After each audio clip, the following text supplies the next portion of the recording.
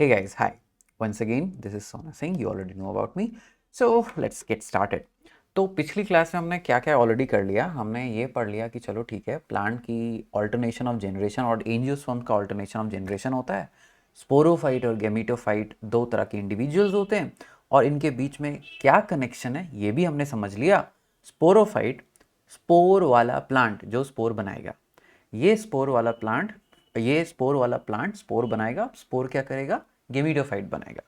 अब गेमीटोफाइट क्या है? गेमीट वाला प्लांट. अब ये क्या करेगा? गेमीट बनाएगा. गेमीट फ्यूज करेंगे, जाइगोट बनेंगे, जाइगोट डेवलप होके फिर से स्पोरोफाइट बनाएगा. ये हमने कर लिया. अब हमें समझना है कि ये सारा स्पोरोफाइट गेमीटोफाइट कहाँ है प्लांट में. हम जो प्लांट को देखते हैं उसमें क्या कौन सा हिस्सा है जो स्पोरोफाइट है, कौन सा हिस्सा है जो गेमीटोफाइट है. ये स्पोर प्रोडक्शन जो है कहाँ हो रहा है, क्या हम स्पोर को देख पाते हैं क्या? ये गेमीट प्रोडक्शन है वो कहाँ हो रहा है, क्या हम गेमीट को देख पाते हैं क्या? ठीक है, तो स्टेप बाय स्टेप अब हमें ये चीज़ डिटेल में समझनी है. ठीक है, तो बेसिकली जो एक्चुअल चैप्टर है ना वो अब शुरू हुआ है. अभी तक क्या था? एक तरह से बैकग्राउंड चल रहा था. कूल. अब चलो without any waiting further let's understand this. So we have already understood कि flower is the reproductive sexually reproductive part of the angiosperm. वो रिप्रोडक्शन करेगा और नया जनरेशन की शुरुआत करेगा. ये हम समझ चुके हैं. अब क्या ये जो फेज है ये कभी भी शुरू हो सकता है? कभी भी प्लांट एक फ्लावर को जनरेट कर सकता है? ऐसा नहीं होता. देखो, पहले एनसीईआरटी में जो फर्स्ट चैप्टर था उसमें सारे ऑर्गेनिजम्स का एक लाइफ साइकिल समझाया गया था, तो वहां से कनेक्ट करना बड़ा इजी होता था. अब वो चैप्टर हट गया तो अब इसलिए उसका थोड़ा सा इंट्रोडक्शन यहाँ पे आता है. कोई भी लिविंग ऑर्गेनिज्म को अगर आप देखो तो उसकी लाइफ को आप 3 भागों में बांट सकते हो. पहला पार्ट होता है जुवेनाइल फेज, दूसरा होता है रिप्रोडक्टिव फेज, तीसरा होता है सेनेसेंट फेज. क्या मतलब है इन फेजेस का? जुवेनाइल मतलब जब अभी उसके पास रिप्रोडक्शन कैपेसिटी नहीं है तो बोलेंगे plant is in juvenile phase. जब रिप्रोडक्शन कैपेसिटी आ गई तो बोलेंगे plant is in the reproductive phase. जब डेथ की कैपेसिटी या डेथ का प्रोसेस शुरू हो चुका है तो बोलेंगे सेनेसेंट फेज. ठीक. अब ऐसा क्यों हो रहा है? Why is plant doing this? ये डिस्ट्रीब्यूशन हो ही क्यों रहा है? आप समझो, अभी अभी एक नन्हा सा प्लांट आया है. अगर वो अपनी एनर्जी सारा रिप्रोडक्शन में लगा देगा देन वो खुद डेवलप नहीं हो पाएगा. यानी the entire energy will be focused on reproduction which is not good. क्योंकि अगर उसकी लाइफ स्पैन ही नहीं रही तो हो सकता है वो प्रोजेनी को रिक्वायर्ड सपोर्ट दे ही ना सके. इस बात को याद रखना.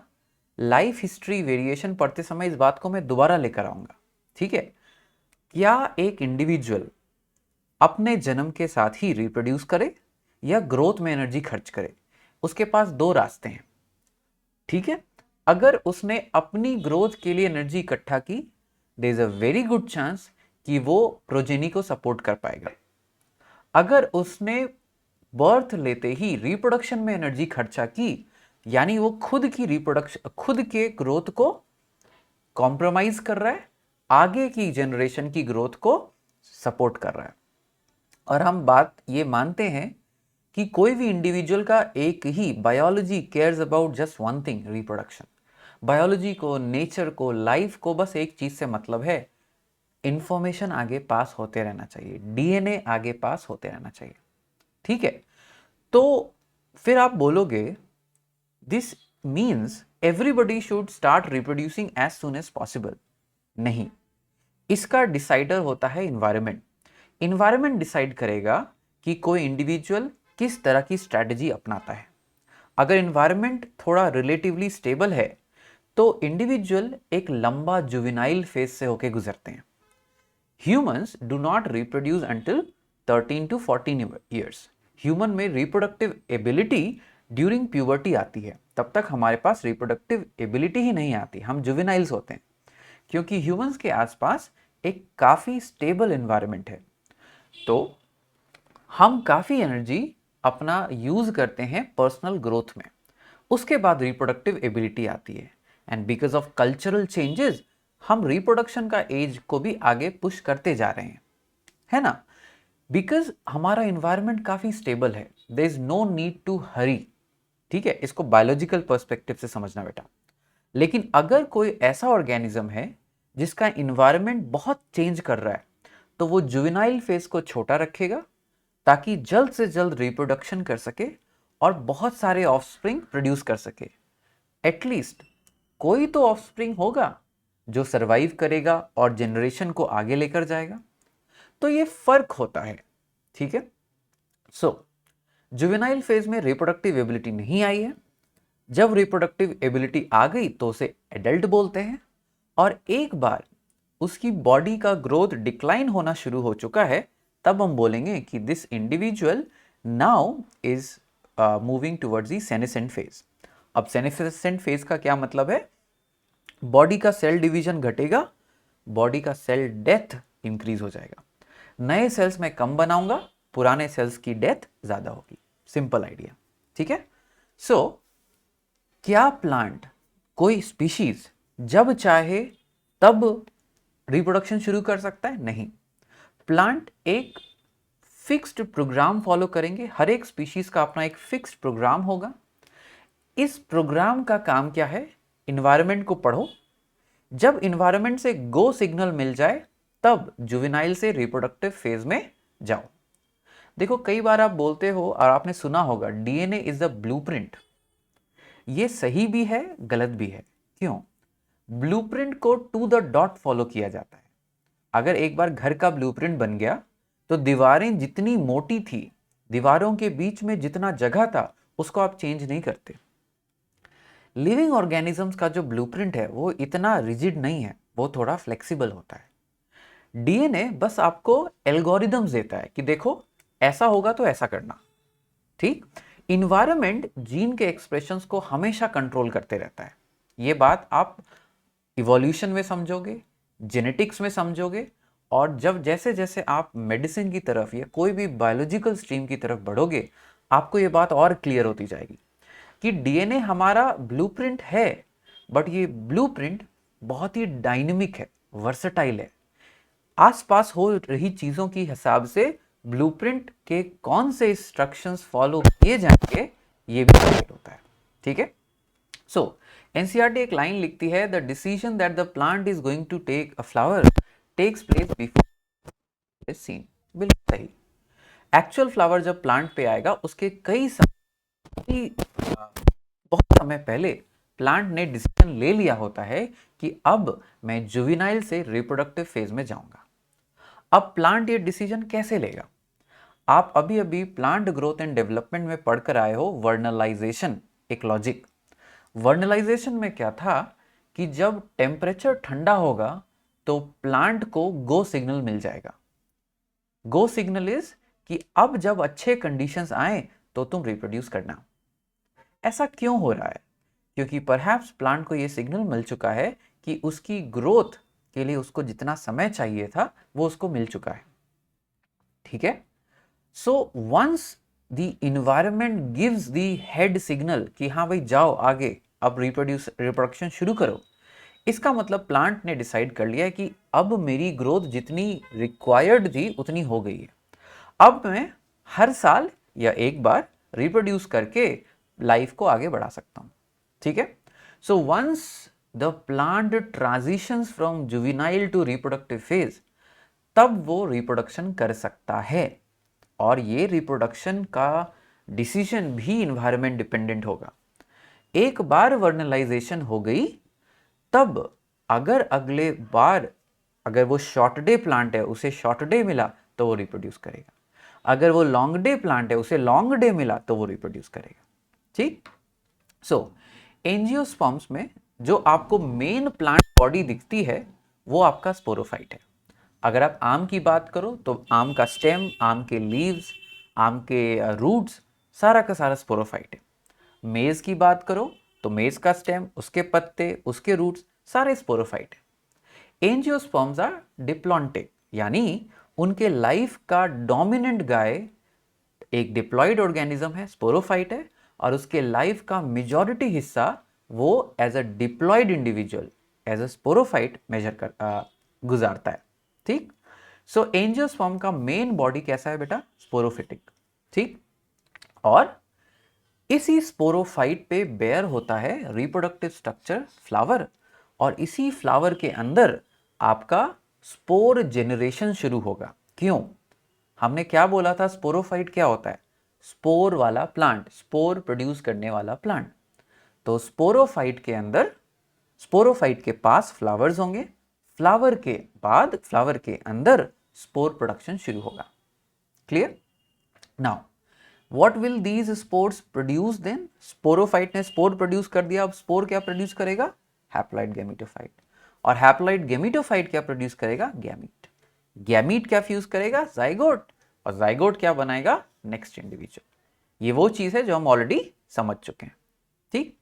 सो once the stimuli has arrived, plant का ट्रांजिशन होगा जुवेनाइल से रिप्रोडक्टिव में, और जब ये जुवेनाइल से रिप्रोडक्टिव फेज में चेंज हो जाएगा और एप्रोप्रिएट सिग्नल आ जाएगा, तब प्लांट के अंदर कुछ स्ट्रक्चरल और हार्मोनल चेंजेस होते हैं।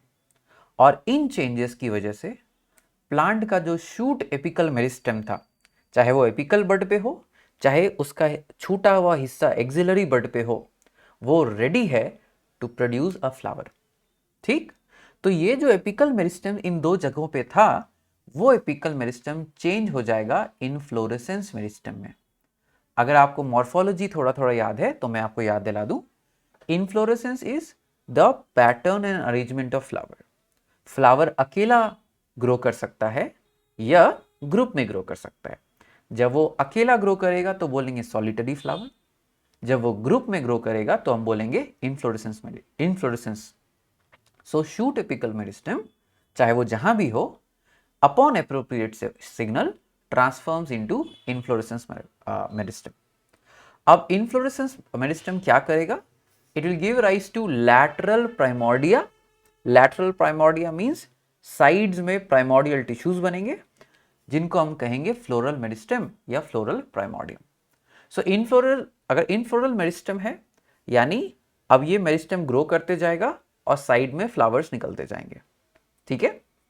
नाउ इनफ्लोरेसेंस फॉर्म करने के बाद फ्लोरल बर्ड्स आएंगे। यही फ्लोरल बर्ड्स मैच्योर होकर फ्लावर्स बनाते हैं। जो फ्लावर का स्ट्रक्चर, जनरल स्ट्रक्चर हमने देखा था, सेपल, पेटल, स्टेमन, पिस्टिल, वो इसी बर्ड के थ्रू प्रोड्यूस होके एक फुल फ्लेजेड फ्लावर बनाएंगे, ठीक। इस लेक्चर का मेजर फोकस होगा हमारा male part of the flower and male reproduction. Good. So हम देख चुके हैं कि male part of the flower is stamen, और स्टेमन एक यूनिट होता है एंड्रोशियम का, और इसके दो पार्ट्स होंगे, एंथर और फिलामेंट, ठीक। अब फिलामेंट का एक ही रोल है। फिलामेंट ये आपका स्टॉक लाइक स्ट्रक्चर होता है। इसका एक ही रोल है कि अपने टिप पर एंथर को पकड़े रहना है। So filament is the stalk which raises the anther to a good height, so that अगर पॉलन का ट्रांसफर इधर से कहीं और होना है तो हवा लेकर जाए, अगर पॉलन का ट्रांसफर उसी फ्लावर के अंदर होना है तो एप्रोप्रिएट हाइट पे होने की वजह से ट्रांसफर बहुत आसानी से हो जाए, ठीक। So filament is attached to the thalamus और the petal of the flower and it hosts और बेयर्स द एंथर। अब एंथर कैसा है भाई? एंथर के दो लोब्स हैं। अब यहां पे कंफ्यूजन के चांसेस हैं, तो एकदम ध्यान से सुनना। एंथर के दो लोब्स हैं। ये हुआ आपका लोब नंबर 1, ये हुआ आपका लोब नंबर 2। लोब मतलब हिस्सा। सो एंथर के दो लोब्स हैं, इससे बोलेंगे एंथर इज बाइलोब। हर एक लोब में दो थीका है तो बोलेंगे एंथर इज डाइथीकस। कंफ्यूज नहीं होना। ये है आपका एक पर्टिकुलर लोब। दो लोब्स अटैच्ड होते हैं। ये हुआ लोब नंबर 1, लोब नंबर 2। ये लोब्स आपके अटैच होंगे यूजिंग कनेक्टिव। सो कनेक्टिव क्या है? एक थिन बैंड ऑफ टिश्यू है जो दो लोब को अटैच करेगा, ठीक। हर एक लोब के अंदर दो थीका होगा, थीका नंबर 1, थीका नंबर 2। क्योंकि एक लोब में दो थीका है तो बोलेंगे डाइथीकस। सो बाई लोब क्योंकि एंथर के पास दो लोब है, डाइथीकस क्योंकि हर एक लोब में दो थीका है। हर एक थीका के अंदर माइक्रोस्पोर मदर सेल्स भरे होंगे। माइक्रो स्पोर मदर सेल्स, क्या मतलब है इसका? ऐसे सेल्स जो कि मदर है माइक्रोस्पोर का। माइक्रोस्पोर क्या हुआ? स्पोर प्रोडक्शन काम था इसका, स्पोरोफाइट का। मेल स्पोर को बोलते हैं माइक्रोस्पोर, फीमेल स्पोर को बोलते हैं मेगास्पोर। तो आपका जो ये थीका था, जो चेंबर था, वो ऐसे सेल से भरे होंगे जो मदर होंगे माइक्रोस्पोर का। ठीक, is that clear? I hope this is. So microspore mother cells भरे पड़े होंगे, इसीलिए थीका को या थीका के अंदर आप कह सकते हो there is microsporangia. Microsporangia, sporangia is supposed to be the organ or tissue that produces microspore। क्योंकि थीका के अंदर ही माइक्रोस्पोरेंजियम है, तो हम बोल देंगे each theka has one microsporangia। There are total 4 microsporangia, microsporangia 1, microsporangia 2, microsporangia 3, microsporangia 4। 4 microsporangia होने की वजह से हम बोलेंगे इट इज टेट्रास्पोरेंजिएट। टेट्रा बोले तो 4, 4 स्पोरेंजियम है इसलिए बोला टेट्रास्पोरेंजिएट। ठीक है। सो क्या क्या हमने बोला? 2 लोब्स, एक लोब में 2 थीका, हेंस टोटल 4 थीकास। हर एक theca behaves like a microsporangium. उसके अंदर है microspore mother cell. Microspore mother cell बनाएगा माइक्रोस्पोर। कैसे बनाएगा? मियोसिस करके बनाएगा। ठीक, उस पे आएंगे थोड़ी देर में। अब आपके एंथर के लेयर्स क्या हैं? बहुत फेवरेट क्वेश्चन है नीट का, ध्यान रखना ये चीज। किसी भी प्लांट टिश्यू का आउटर मोस्ट स्ट्रक्चर हमेशा एपिडर्मिस होता है, तो एपिडर्मिस होगा। फिर एंडोथीसियम उसके अंदर का लेयर है, जो 1 या 2 लेयर हो सकते हैं, यूजुअली 1 ही होते हैं। एंडोथीसियम के अंदर होगा मिडिल लेयर्स। मिडिल लेयर्स क्योंकि बीच का है, और मिडिल लेयर के सबसे अंदर होगा टैपिटम। टैपिटम का काम है पॉलन को नरिश करना। एपिडर्मिस, एंडोथीसियम, मिडिल लेयर्स, ये बाहर के लेयर्स हो गए, और सबसे inner most layer is tapetum. तो एक चीज जो सीधे सीधे पूछ सकते हैं, सीक्वेंस आपको जंबल करके दे दिया जाएगा और पूछ लिया जाएगा कि बताओ outside to inside what is the sequence of layers. बस ये याद रखना, एपिडर्मिस सबसे बाहर है, प्रोटेक्ट करेगा। टैपिटम सबसे अंदर है, न्यूट्रिशन देगा। बीच वाले लेयर्स को मिडिल, और सबसे पेनल्टीमेट लेयर बाहर से endothecium. Epidermis, endothecium, middle layers का एक और फंक्शन है, ऑफ कोर्स वो प्रोटेक्ट करेंगे, बट वो डिहाइसेंस ऑफ एंथर में भी एक मेजर रोल प्ले करेंगे।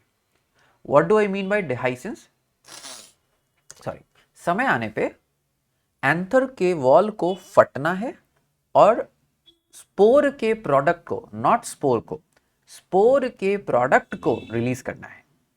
हेंस इसी को कहते हैं रप्चर होना। तो वो काम आपका एंडोथीसियम, एपिडर्मिस और मिडिल लेयर्स मिलके करते हैं। ठीक, now microspore mother cell meiosis करेगा और माइक्रोस्पोर बनाएगा। इसी माइक्रोस्पोर को जब वो डेवलप हो जाए, आप कहते हो पॉलन ग्रेन। अब यहां पे बहुत ध्यान से ये चीज समझना बेटा। माइक्रोस्पोर मदर सेल माइक्रोस्पोर की मदर थी। मियोसिस हमेशा एक सेल से 4 सेल बनाता है। मियोसिस 1 सेल से ऑलवेज प्रोड्यूसेस 2 सेल्स। अगर आप थोड़ा थोड़ा ये भूल चुके हो तो इस डायग्राम को ध्यान से देखो। ये है माइक्रोस्पोर मदर सेल, ऐसा सेल जो मदर है माइक्रोस्पोर की। मियोसिस के 2 हिस्से होते हैं, मियोसिस 1 एंड मियोसिस 2। मियोसिस 1 में 1 cell divides to form 2 cells. और इस दौरान क्या होता है, अगर मेरे पास 2 कॉपी है क्रोमोसोम की, तो मैं आउट ऑफ द 2 एक सेल को एक ही कॉपी पास ऑन करूंगा।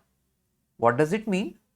मान लेते हैं I am an organism where 2n is equal to 4। अगर ऐसा है तो मेरे पास 1m एंड 1f होगा। फर्स्ट क्रोमोसोम जो मदर से मिला, फर्स्ट क्रोमोसोम जो फादर से मिला। मेरे पास 2m और 2f होगा। फर्स्ट क्रोमोसोम जो सेकेंड क्रोमोसोम जो मदर से मिला, सेकेंड क्रोमोसोम जो फादर से मिला। मियोसिस के पहले एस फेज होगा, और 1m बना लेगा 1mc, 2m बना लेगा 2mc। उसकी कॉपी वाली क्रोमेटिड जो उसके साथ सेंट्रोमियर पे अटैच होंगे।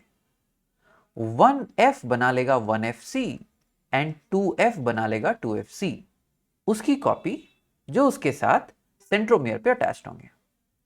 मियोसिस 1 का काम है हर एक सेल को एक क्रोमोसोम का सिर्फ एक ही कॉपी दो, यानी एक सेल में दे दो 1m 1mc और दूसरे सेल में दे दो 2m 2mc। एक सेल में दे दो 1f 1fc, दूसरे सेल में दे दो 2f 2fc। सॉरी, उल्टा लिख दिया मैंने, let me write it rather then. So इसको यहां पे एक नया पेज लेके करते हैं सो दैट हम भूल ना जाएं इसको। सो मान लिया हमारे पास 1m और 1m, सॉरी 1m और 1f था, 2m और 2f होगा। जब ये s फेज से गुजरेंगे, s फेज में क्रोमोसोम अपनी कॉपी एस क्रोमैटिड्स बना लेता है।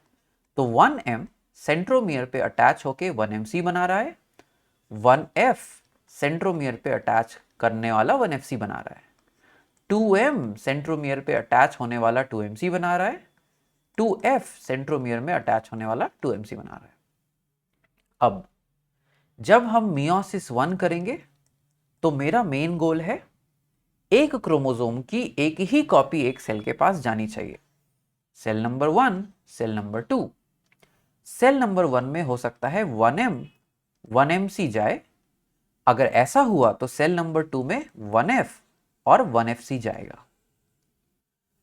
सेल नंबर 1 में हो सकता है 2f 2fc जाए और सेल नंबर 2 में हो सकता है 2m 2mc जाए। आपको याद रखना है कभी भी ऐसा नहीं होगा अंडर नॉर्मल सर्कमस्टेंसेस कि एक ही सेल के पास मैटरनल और पैटर्नल कॉपी, मदर का और फादर का, दोनों का क्रोमोसोम आ जाए, ऐसा नहीं हो सकता। ठीक नाउ, जब हम मियोसिस 2 करेंगे, इसी का जब हम मियोसिस 2 करेंगे तो हमारा काम होगा क्रोमैटिड्स को सेपरेट करना। सो ये फिर से स्प्लिट होगा 2 सेल में। अब एक के पास 1m और 2f होगा, दूसरे के पास 1mc एंड 2fc होगा। उसी तरह यहां पे भी स्प्लिट होगा, एक के पास 1f और 2mc हो सकता है, दूसरे के पास 1fc और 2m होगा। सो मियोसिस 1 ने क्या किया, नंबर ऑफ क्रोमोसोम्स को रिड्यूस कर दिए टू हाफ। यहां मेरे पास नंबर ऑफ क्रोमोसोम्स कितने थे, 4। एस फेज होने के बाद मेरे पास नंबर ऑफ क्रोमोसोम्स कितने हैं, अभी भी 4। क्यों? क्योंकि जो डुप्लीकेट क्रोमैटिड हुआ वो अभी भी अटैच्ड है एट सेंट्रोमियर। फिर आएगा मियोसिस 1। मियोसिस 1 ने क्या किया, मेरे पास अब बचे 2 क्रोमोसोम्स पर सेल। क्यों? क्योंकि मैंने फादर और मदर की कॉपी को अलग अलग कर दिया। और फिर जब मैं मियोसिस 2 करूंगा तो मेरे क्रोमैटिड्स अलग हो जाएंगे। क्रोमैटिड्स के अलग होते ही आप उसे क्रोमोसोम कह सकते हो। तो ईच सेल हैज 2 क्रोमोसोम पर सेल। ठीक, सो मियोसिस में कुछ ऐसा ही हो रहा है। एक माइक्रोस्पोर मदर सेल ने मियोसिस शुरू किया और एंड में कितना बनाया, 4 माइक्रोस्पोर। इसी 4 माइक्रोस्पोर के झुंड को आपने कहा टेट्राड। क्यों? क्योंकि 4 थे। ठीक, और यही टेट्राड, यही माइक्रोस्पोर डेवलप होके पॉलन ग्रेन बनाएंगे। The same microspore will develop, अभी पढ़ेंगे कैसे, और डेवलप होके पॉलन ग्रेन बनाएंगे। तो याद रखना बेटा, pollen grain is not the gamete, it is the product of the spore. और स्पोर के प्रोडक्ट को हमने क्या कहा था, क्या होते हैं वो? स्पोर के प्रोडक्ट होते हैं जी नॉट, गेमिटोफाइट। मैं गेमिटोफाइट को जी नॉट लिखूंगा, स्पोरोफाइट को एस नॉट लिखूंगा। So pollen grain is not the gamete. I am repeating this, pollen grain is the gametophyte, gamete produce करने वाला इंडिविजुअल। ठीक, अब एक ही पॉलन सॉरी एक ही थीका के अंदर hundreds two thousands of microspore mother cells होंगे, सो हंड्रेड्स माइक्रोस्पोर्स बनेंगे and hence hundreds of pollen grains बनेंगे। अब इसी पे क्वेश्चन पूछेंगे हम आपको, क्या क्वेश्चन पूछेंगे कि भाई 200 माइक्रोस्पोर मदर सेल था, हमने ये आपको बता दिया 200 माइक्रोस्पोर मदर सेल था, बताओ कितने पॉलन ग्रेन बनेंगे। सो 200 माइक्रोस्पोर मदर सेल यानी 200 इंटू 4 माइक्रोस्पोर। अगर 200 इंटू 4 माइक्रोस्पोर है तो 800 microspore, this means 800 pollen grain. ठीक, ये क्लियर है।